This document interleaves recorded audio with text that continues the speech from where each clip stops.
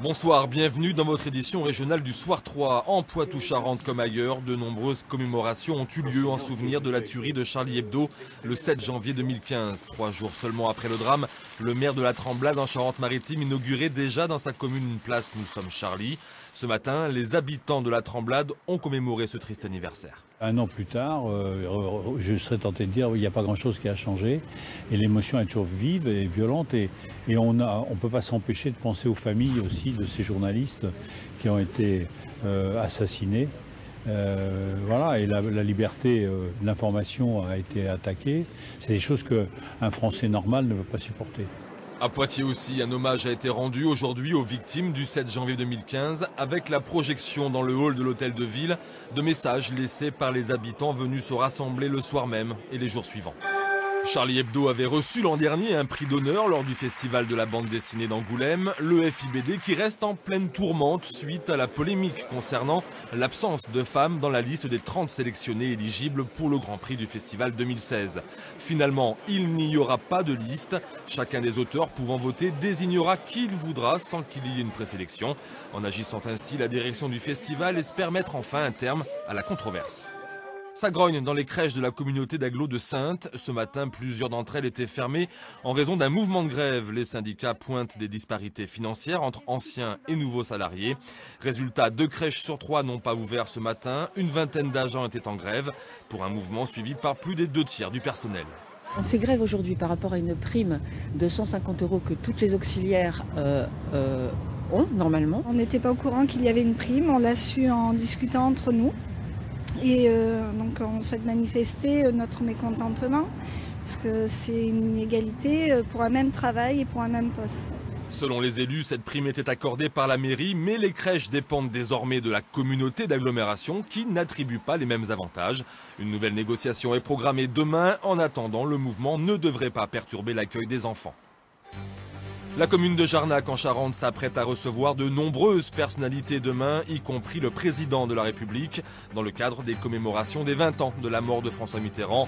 Les services techniques de la ville ont travaillé d'arrache-pied pour que tout soit fin prêt demain matin. Les équipes sont au complet, les camions chargés pour déployer les barrières à travers la ville. Tout le personnel est sur le pont avec le responsable de service. Les camions, les barrières à récupérer pour la sécurisation du passage du cortège présidentiel, tout le monde est ici, quoi. L'équipe des services techniques travaille sur le parcours officiel depuis mardi, principalement sur la pose de barrières pour limiter le stationnement et canaliser les piétons qui se rendront au cimetière. Alors on est à 500 barrières, on était à 250 mercredi et hier à partir de 15 h on est passé à 250 supplémentaires qu'il a fallu rapidement aller chercher voilà, chez nos voisins. C'est-à-dire Rouillac, Châteauneuf et Cognac, quoi.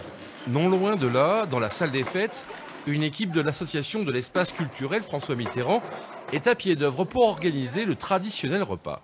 Après la remise des gerbes, il y a toujours un repas organisé par l'association Espace culturel François Mitterrand qui réunit tous les sympathisants, les personnes officielles qui souhaitent donc partager un moment de convivialité avec nous. L'attention est bien sûr focalisée sur la venue du président François Hollande, dont la présence à Jarnac devrait se limiter, semble-t-il, à une petite heure. Attention, les fortes pluies de ces derniers jours ont provoqué une montée des cours d'eau. Conséquence, la vigilance jaune aux crues a été activée, notamment pour la Vienne, la Seudre, la Seugne, la Charente-Source et la Sèvre niortaise. Dans ce dernier secteur, justement, on s'organise pour réguler le débit de l'eau dans le Marais. Un Marais Poitevin qui compte 70 barrages et 183 km de rivières. C'est l'Institut interdépartemental du bassin de la Sèvre niortaise qui est chargé de la régulation des eaux. Et grâce aux liaisons internet, téléphoniques ou encore radio, il est possible de manœuvrer automatiquement les ouvrages pour absorber un maximum de débit. On a 2 types d'actions, soit modifier des consignes de régulation pour les barrages qui sont automatiques, donc on peut par anticipation abaisser certaines consignes pour évacuer un peu plus d'eau, soit réaliser des commandes manuelles à distance pour ouvrir plus ou moins en fonction de la marée et de l'océan en aval qui contraint quand même les évacuations sur l'estuaire de la Sèvre niortaise. Ce week-end, le dispositif de surveillance sera renforcé, une surveillance 24 heures sur 24.